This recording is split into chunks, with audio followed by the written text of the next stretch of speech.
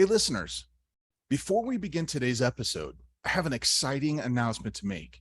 We've partnered with DCM Insights for a free masterclass on September 14th at 11 a.m. Mountain. This masterclass will feature someone familiar to the Sales Intelligence Weekly podcast, Mr. Matt Dixon, co-author of The Challenger Sale and his upcoming book, The Jolt Effect. He and I will present side by side and explore how B2B go-to-market teams can overcome customer indecision. Together, we're going to dissect why no decisions even occur, the psychology behind buyer behavior, how high performers overcome customer indecision, and why no decisions should be treated differently than losses. I'll be debuting some new proprietary research around no decisions from our 20 plus years of win-loss analysis, never before heard by the public. If you are in sales or marketing, this is a must-attend event. So go reserve your seat at www.primary-intel.com. This event is coming soon on September 14th, so don't miss it. This podcast is brought to you by Primary Intelligence, the leader in win-loss analysis, focused on helping businesses uncover the unique story on how each sales rep can win more deals.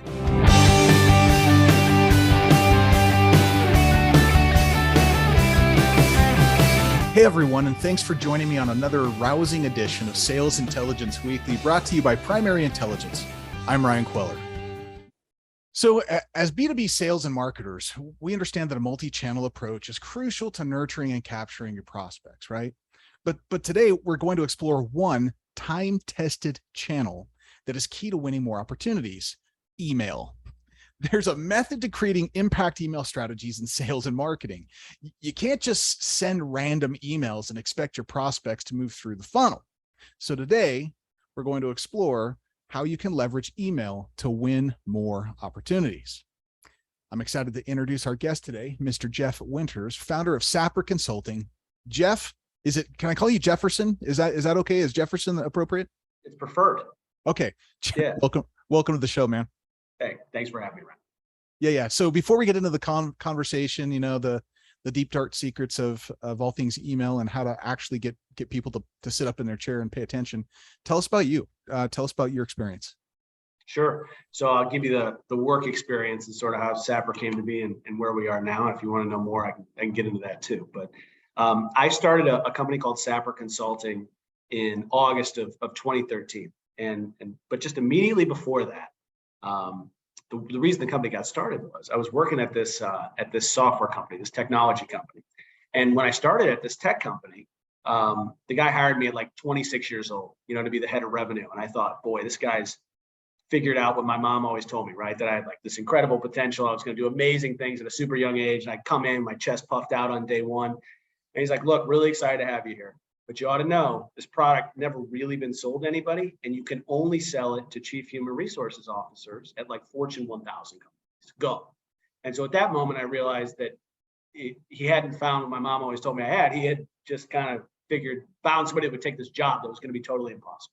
So I literally, Ryan, for like a year, I failed. Like just couldn't get any of these chief human resources officers, these enormous companies, on the phone to sell them the software, obviously, because they're super busy. Yeah. And so I started waking up in the middle of the night and writing funny emails. And lo and behold, I got 150 appointments in 1 year. And I go to these appointments, and the one that sticks out is at Morgan Stanley. I flew to New York, went to like the 134th floor of this enormous edifice. And there's like 6 people in this room. And they're like, hey, we're excited to see the software. Thanks for coming. Sounds really cool. But first, can you tell us how the hell you got this meeting? Because like people like us don't meet with people like you. And at that moment, I was like, all right, that was it. And I quit because I figured I could write emails and get meetings for any company with any company. And so fast forward, 8 years, we sold the business to an amazing company called Abstract Marketing Group. So now we've teamed up and have doing the same thing for thousands of clients. And at the end of the day, I built this business based on writing funny emails in the beginning and then a smorgasbord of different kinds of emails throughout. That's my professional story. Every story has a good arc, my friend, and it always starts with the hero story, the rising from the ashes.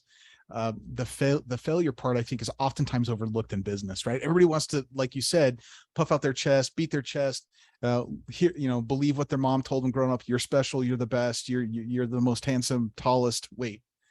Anyway, am I talking about myself? Anyway, I didn't hear any of that. yeah. So we start to believe the noise around us, and maybe sometimes the maybe overconfidence that's inside of us. But that failure can be the greatest teacher. I'm curious. You got to that meeting. You did the meeting. They didn't want the software, but they were curious about you. What did you tell them? I told him I was so proud. I'm so proud. We spent the entire hour. I just literally walked him chapter and verse through my email strategy, how I broke down the email. I think they had their head of sales in there who hated me at that point. They're like, yeah, come listen to this 27-year-old who just somehow got this meeting with this funny email. And we walked through this email that I wrote, and I explained why I did each thing, just thinking that this would just blow over, and their mind was just totally blown. Like, wait a minute, you did a joke, and then this was 3 lines, and this was 2 sentences, and there was a semicolon and not a period. And we spent an hour talking about this email and this email strategy.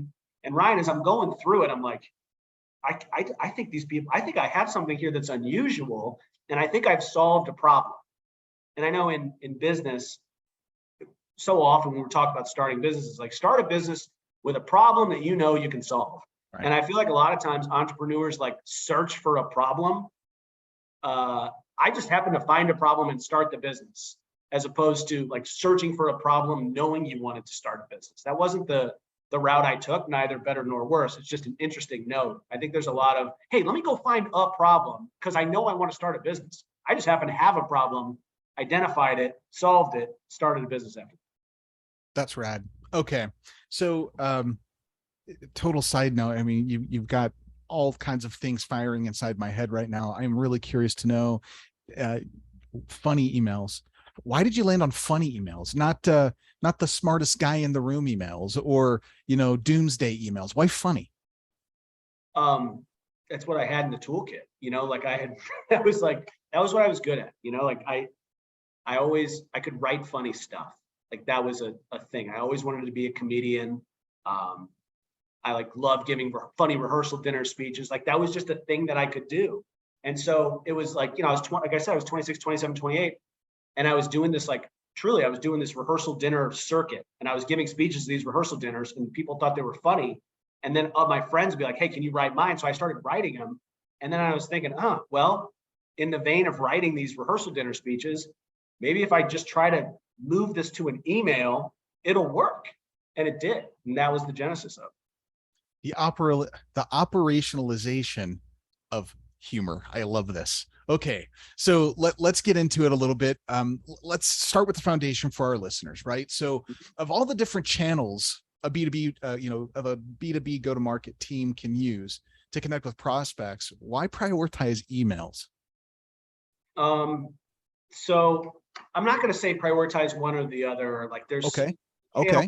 But if you're going to prioritize email, there's a couple good reasons why you would do it. First is cost. So the cost, if email works, it's the lowest cost channel, period.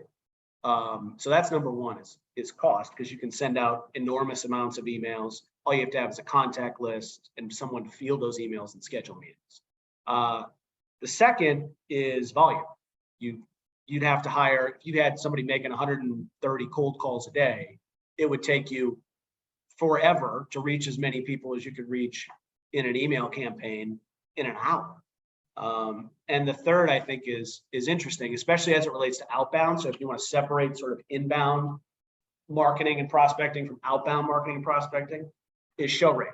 The show rate on email versus other channels, in our experience, is higher, which stands to reason. If you're sending someone an email, they're taking the time. It has to land in their inbox. They have to see it. They have to open it. They have to think about it. They have to read it. They have to reply to it. They have to send a calendar invite, or they have to accept a calendar invite. I think the bar is a little bit higher than some other channels. So those 3 reasons you might want to think about making email a priority amongst some of your other channels, or in combination with some of your other channels. Okay. So email in general, I think that this makes sense, but I think there's probably a couple different ways that we could go with this episode right from here on out. Yeah. We could talk about it from the marketing perspective and we could talk about it from the sales perspective. Mhm. I want to look at both. I want to explore in both categories. Let's start with, maybe marketing. Where do you see marketing emails fitting within the buyer journey? Because I'm assuming they're separate, different types of emails. Yeah. So I'm going to break it out this way. I'm going to say marketing, great. So I'm going to call that more like nurture content in our marketing bucket. And then the other bucket, I'm going to call sales development. So whether it's salespeople doing their own outreach or sales development representatives, SDRs, business development representatives, BDRs, setting up meetings for prospects. So that's how setting up meetings for salespeople. So that's how I'll break it out. Let's start with marketing.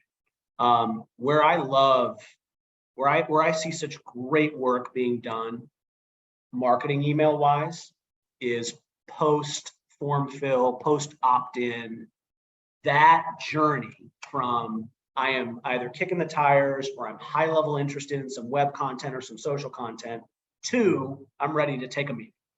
So let's talk about that. Yeah. The thought there for me is you want to take someone on this very interesting educational journey where you are building credibility and providing tremendous value. And a good gut check for how to think about if I'm providing value in this like nurture cadence would be, can I send an email every day and not piss the people who opted in off? Because you can. The people who are doing it the best can do that and clear that bar. Is your content that good? And that's the way I would think about that. Now, in terms of how I would write that content, and Ryan, I'm going to drone for a second, then you can jump in. But just some like quick tips for listeners on what I would do. With that particular marketing content, I would make it 75% educational and 25% transactional meeting asks. So whatever your length of your email sequence is, however many touch points you have, you want to blend, again, just my rule of thumb, 75-25 in this particular phase. And if I'm writing this content, what I'm doing is it's entirely text-based, no pictures, no graphics. I'm centering the text in the middle of the reader's screen on a computer or phone. I've got no more than 8 words per line, and it's double space. So it's 8 words, double space, 8 words, double space, funnel it all the way down. And your goal in that email is to earn the right for them to read the next sentence. So the idea is, oh, it's only 6 more words. Oh, it's only 5 more words. Oh, it's only 4 more words. Oh, it's only 3 more words. And it's this super valuable email that's really well written and truncated into a vertical column, and you're teaching someone something. And it's so valuable that they'd be willing to get it and read it every single day. Okay, so when you said you can, the best people, the people that execute best, they can get away with daily content, daily emails, and not piss somebody off. I was like, not buying it, dude. But how you described it, that makes sense. How did you? I mean, this sounds like a haiku. It sounds like you're a haiku poem that you're writing here.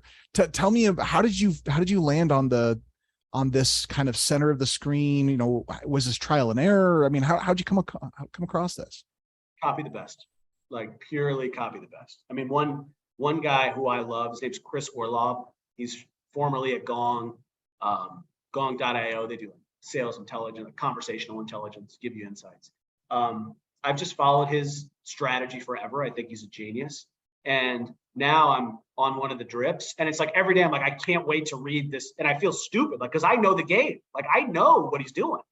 And I'm reading, I'm like, this is so good. It's right in the middle of the screen. It's perfect for me. It's like, that's where we're at. Because look, whether you're talking about nurture emails or you're talking about sales development emails, whatever works for you works. But what works today doesn't work tomorrow. So what I'm trying to do is like give listeners tips for like what's working today, because as soon as best practice, it doesn't work. And so that's what I'd recommend on the marketing side. So I love that. And you also said the split of 75-25, 75 education, 25 call to action for like a meeting ask. And if I'm reading the tea leaves here, and I don't think it's a tough read, it's you want to nurture. You really want to nurture. Nurture is not asking; it's truthfully trying to step into their shoes, trying to give more than you're trying to take from them. Am I following right, or why 75-25? Yeah. So exactly right. 75-25 because once we get to the sales development emails, it's going to flip. So when we get to Hey, let's sales, go there. Yeah, tell me about this. 75 ask, 25 education. But what you have, generally speaking, when people are coming to your site, you've got tire kickers, you got people who are super hot and interested, and then you've got people who are like literally just looking at content, like not interested at all, but just want the content for whatever reason. And so the people who are super interested are going to book a demo. So it's like, what do you do with this group of people who are interested but just not now? Well, I want to give them so much value that when it's time to book a demo, they're ready, and like they almost feel like guilty is probably the wrong emotion, but it's like, all right, Jeff and his team have given me so much. The least I could do is book a demo, because every day I'm reading their emails and I'm sending it off to my sales team going, here we go again. Look at this. And so that's why. So you're invoking a type of reciprocity, giving at the beginning and then asking during, in the marketing or nurturing side, and then in the sales development side, the ask. Okay. So, how do you convey your intent? I mean, for example, texting, and I know we're talking about email, but texting, I can't tell you how many times conversations between my wife and I have gone sideways because intention and tone and all of that is far more difficult to convey than face-to-face talking. How do you convey intent, or how do you demonstrate your intention in an email? It's really hard. I mean, conveying intent in email is really difficult, I think. And this might sound like sort of maybe detailed or in the weeds, but typically what we'll do is we'll use a lot of lowercase, not uppercase. We'll never use like all caps words. We use punctuation in particular spots to keep it soft. But you got to be careful. Like I also invoke a lot of Chris Voss. You ever read that book, Never Split the Difference? Like, yeah.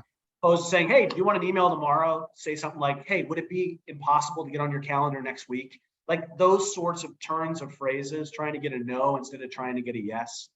Those are kinds of little techniques that you might use. But at the end of the day, like in those emails, I'm not trying to be, you can be funny. You can try to be cutesy. At the end of the day, when I'm talking about like the non-educational, the educational is sort of like generally fact-based, here's what I'm doing. But when I'm talking about the 25% where I'm like, hey, I want to schedule a meeting, it's what problem do these people have? How do I solve it? How have I done it for others? When can we talk? I'm not futzing around with a whole lot beyond that.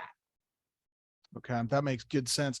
And frankly, I think when you're staying true to the purpose, and look, everybody knows, anybody that's receiving a marketing email, a nurturing email, or a sales development email knows that it's a nurturing or a sales development email, right? I mean, of course you do.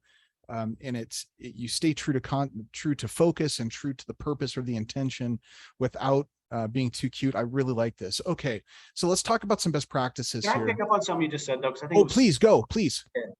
Around intent, how you truly feel about an email is going to come out. So if I'm writing a piece of content that I'm trying to share value, but even like in my soul, I'm like, I want somebody to really book a demo from this. You're not going to be able, it's going to carry through. Like that purity truly matters. So that's why when I say 75-25, like for 75%, give away your best stuff. Give away your best material in that 75% and just put it out into the world with no expectation, and like get into that mindset. When you're doing marketing and nurture emails, put out your best stuff into the world. Don't worry about anybody stealing it. Nobody's stealing your stuff. Doesn't happen. Put your best stuff out and just expect nothing in return. You'll be shocked at the content you develop versus, all right, I want to give value, but I don't want to give too much, and I really want to book a meeting. It's going to come through and it's not going to work. People gravitate to that, don't they? I mean, when they truly feel the intention, and that's why I asked about intention. I think that's like the key to most everything in life is if you can convey your intention appropriately, people will forgive technical deficiency. They'll forgive, whatever. They'll forgive a lot. If your intentions are true and you're authentic and you can come across appropriately, I think that lands. I mean, is that what you're saying? That's exactly what I'm saying. It will, and like it's more the opposite is true. Like if you do create that intent and that intent comes through, that gives you license to share enough value where someone will want to read. Like that's necessary but not sufficient. To me, the opposite is more important of like, If your intent is clearly disingenuous or you're just trying to book a meeting, that's going to come through too. And that's not bad. But if it's not the intent of that particular piece, then you have a problem. Oh, okay. We're cooking with gas here. If you have multiple intentions, you start cross signaling, right? You start mixing it up and you're sending mixed signals to somebody. That's going to confuse and likely to deter them from not wanting to either read more or click yes to meeting or whatever. Am I following? Is that right? Or, 1000%. Let me crystallize it in an example. Yeah. So as we move from the nurture emails, which are the people who are filling out forms or hitting the site or what have you, over to like pure sales development, which is I am trying to book a meeting. Mm-hmm. It is very natural to have, let's just say you want to email, let's just say you want a sequence of 12 to 15 touches over a 60-day period, okay? And let's say of those 12, 7 of them are email. It's very natural to have 1 or 2 of those emails where you're just giving something away. Hey, I saw an article I thought you'd like. What you don't want to do there is say, hey, I saw an article I thought you'd like. How about 15 minutes to talk next week? That's the point I'm making. Don't do that, because then it's like, ugh, that feels a little cringy. Like, look, everybody knows you're not sending an article because they think you're your buds. It's still a stranger, but at a minimum, it's like, look, I happen to give a shit enough. Can I cuss? Yes, please. I prefer it. So I happen to give a shit enough about you. I've done some modicum of research on you and your industry and your space. Like, I found this article. I think it could be relevant. Like, okay, don't muddy the waters with, I think it's relevant. I'd love to have a meeting, Yeah, no, so that's fantastic. It's like turning on your blinker. If you're driving on the car, it's like turn on your right blinker and turning left. It's like, don't do that, man. You're going to confuse people that are trying to, navigate life. All right. So again, I want to come back a little bit to best practices. So you've given some really good ideas around intention. Let's talk about targeting. Let's get into targeting on the nurture side, and then let's get into the sales side. Tell me about that. Okay. So on the nurture side, your targeting is often pretty predetermined by who's filling out forms and who's hitting your site and who's going at a conference and suggesting interest. So like, I think the targeting is probably a little less interesting there. Maybe more interesting would be segmenting. So taking that group, however many you have, filling out these forms, showing top of funnel interest, and making sure that you're following up with them appropriately with a phone call, ideally within 5 minutes, and then with a series of emails spliced with phone calls. Like, that is like how I would think about that. In terms of targeting, probably more interestingly on the sales development side, again, SDRs, BDRs, sales reps trying to get meetings for themselves. The way I would break this down into how big is my market? How big is the market that I'm going after? And then I would correlate how big the market is that I'm going after inversely to how much time I'm going to spend on these emails or this campaign. So let me give you an example, okay? If I'm going after every small business in the United States, if every small business in the United States can be a customer of mine, I'm not going to spend 45 minutes per email. It doesn't make any sense, right? Because the customer base is so huge. I don't need to spend time tailoring and personalizing, and you don't need to do that because your market's so big. Now, if I'm only going after the Fortune 100, okay, that's my entire prospect base. You probably have an issue, but like if that's your entire prospect base, then you better make darn sure that every single email and every single call and every single touch point is manicured like a beautiful bonsai tree, because you can't burn one, you can't waste it. You only have 100 prospects. And so from a targeting perspective, that's where I'd start, is right there. Is my market enormous? My total available market is huge and millions of businesses, or is it 100? And then I got to figure out, okay, now I can work backwards and say, how much time am I going to spend crafting and iterating and working on these campaigns? Because if you have 100 targets, you can't waste one. And if you got 5 million, don't spend 45 minutes per email. Like, you got a little time to have more of a volume play. So that's where I'd start. Okay, that's brilliant. All right. So we've been through kind of some messaging strategies and some cadence. Wait, no, cadence. I want to back up. Is there a difference in cadence from your perspective? Is there a difference in cadence on the nurture side versus the sales side? Absolutely. Oh, okay. Unpack that for me. Why and how? So I'll give you what our data suggests, particularly on the outbound side. So on the outbound side, again, sales development reps developing meetings purely from cold. So these are cold prospects. They have never heard of you. They may have heard of you, but like you have no understanding that they've heard of you. They know nothing about it. What we found is 5 or 6 emails. Don't talk to them for 60 to 90 days, 5 or 6 more. So rotate around this universe of prospects, 5 to 6 emails 4 times a year. Okay. So that's for listeners that you can set it, forget it. That's what we do. Next, on the nurture side, it totally depends. Like, again, I would love to create a nurture campaign with enough value that you can do it daily. A lot of it's resources, like sort of resource constraints. How much great content can you send? You know, that sort of thing. But like, I would work backwards from, I've created content that is so valuable, I could send it literally every day and no one would get upset. Okay. All about the content, all about understanding the audience and the content. Okay, I get this. You alluded to cold email outreach. That's kind of what we talk about. Let's talk about warm emails. Let's talk about, you know, those folks that might be a little bit more warm. Are there differences in messaging strategy, cadence, and targeting for warm emails? Yeah. So yes, definitely. And again, I sort of equate warm a little bit. Like, my world is so split. You know, my world is warm is sort of nurture and marketing, whereas cold is like very transactional, sequenced based. But with warm though, like, all I'm trying to do is book a meeting. Like, you don't need to send anything creative or clever or interesting. Like, if somebody's warm and you think you can convert them to a meeting, like, I'm picking up the phone. Like, that to me is a perfect time. And I'm an email person, but I'm converting quickly to like email plus phone plus social equals optimal. So like, if I have somebody warm, I'm advocating to pick up the phone. And here's why. And Ron, I'll give you an interesting example. So we send out a cold email and someone replies with a question, or someone replies with a some indication of interest. That could be another warm email, right? Okay, great. Well, let me put them into a warm email sequence. Or this person's pretty warm. Let me follow up with emails. Don't do it. Don't do it. We did that for 8 years. We have now come to the realization that that's the moment you immediately pick up the phone. That's the moment you immediately pick up the phone with a warm reply and say, hey,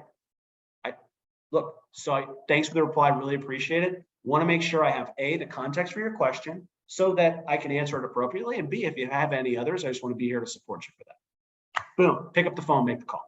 So no warm, that's a good tip for the audience. No more warm email back and forth. Don't do it. Pick up the phone, make the call, set the meeting. So why not? I mean, what's the danger? What's the risk of doing the trying the back and forth when they're in the warm? The danger is you lose them for a second, you lose them forever. You lose them for a second, you lose them forever. So I am now at my desk. I have replied to your email, which frankly is like borderline miracle. You know, like, I've sent this to a stranger and they have looked at it, they have replied to it, and they're sitting at their desk and they are focused on it. What happens if the kid runs outside? Or does this, I say that because that's me, like, that's what happens to me. Like, what happens if people are coming in for dinner? Like, what happens if I get another call? Like, I'm gone. Like, I have so many emails where it's like I replied and I'm in the moment, and then you could follow up with me a million times. So if I'm here, I'm in the moment, somebody shoots that email back, boom, pick up the phone, make a call. Gone for a second, gone forever. Don't take the risk. I mean, that might be that should be the name of the show. The title, Gone for a Second, Gone Forever. That sounds like a book. I think that's the title of your book. Yes. I mean, anyway. All right. So let's talk alignment. You know, at the end of the day, you have oftentimes competing factions. You have Sharks and Jets. You've got Dodgers and Giants. You've got basically snap dancing, fighting, and all kinds of things between sales and marketing. Right? You've got two seemingly competing factions. How can marketing and sales support each other to create like real impact in their email strategies? Yeah. So I think the start and the underrated thing to think about here is compensation and pay plans. How do you make sure you're incentivizing everyone toward a goal and not toward attribution, vanity metrics, etc.?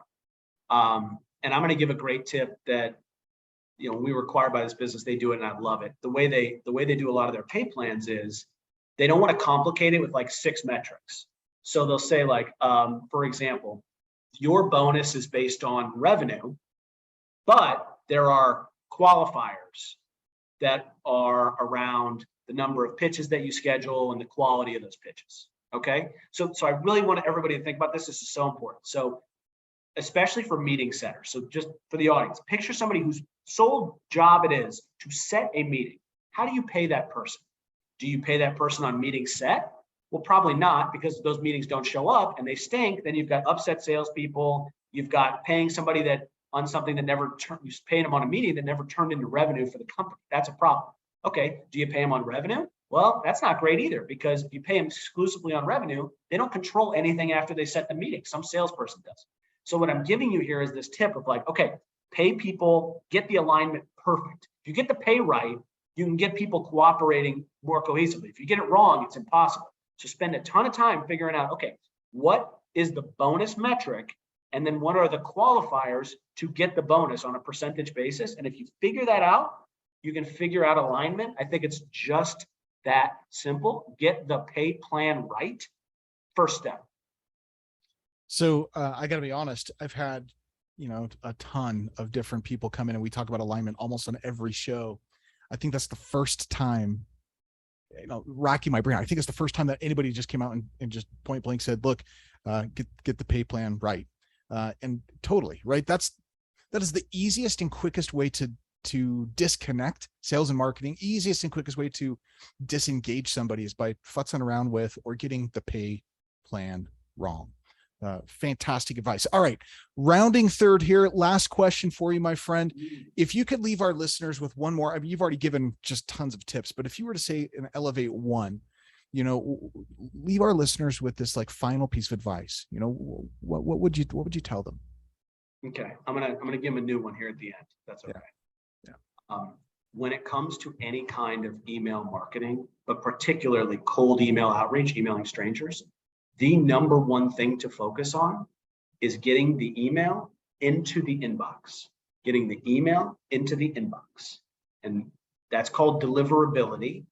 Some people have heard of this technical term. If you haven't, you will. It is the most important part of email marketing for the last year and a half that is way under discussed, and it's going to be the most important part going forward. Promotions folders, updates folders, spam folders, junk folders, you name it. If you're not getting into the inbox, you're not even in the game. So there are a few steps you can sort of take to make sure this is happening. There's some technical DNS, DKIM setup that needs to be done. You can find this on the internet. Second, short, lowercase subject lines to generate engagement. So no more than 4 words. Third, focus on the first 2 sentences of your email. Be really wary of personalization. It could come off bad. If you say, hey, Jeffrey, I'm never opening it. And fourth, and this is technical and wonky, so I'm sorry, Ryan, if people don't want to hear it, they can cut it. But if you're doing cold outreach, what you want to do is you want to have multiple different domains. You want to have sapperconsulting.com, app.sapperconsulting.com, sapperconsulting.net, and you want to have different senders on each of those domains, sending out very, very slowly. So kind of a wonky, boring tip at the end, but if you do email marketing or email prospecting, you observe those few tips, you will be better off than you were before. Jeff, man, thanks for being on the show. This has got to be the most jam-packed, tip-filled, practical, usable show I think we've ever had. So Jeff, thanks for being on the show today. This was fantastic. And listeners, for more from Sapper Consulting and from us here at Primary Intelligence, check out the show notes at www.primary-intel.com/podcast. And remember, no deal is out of reach. We'll see you next time.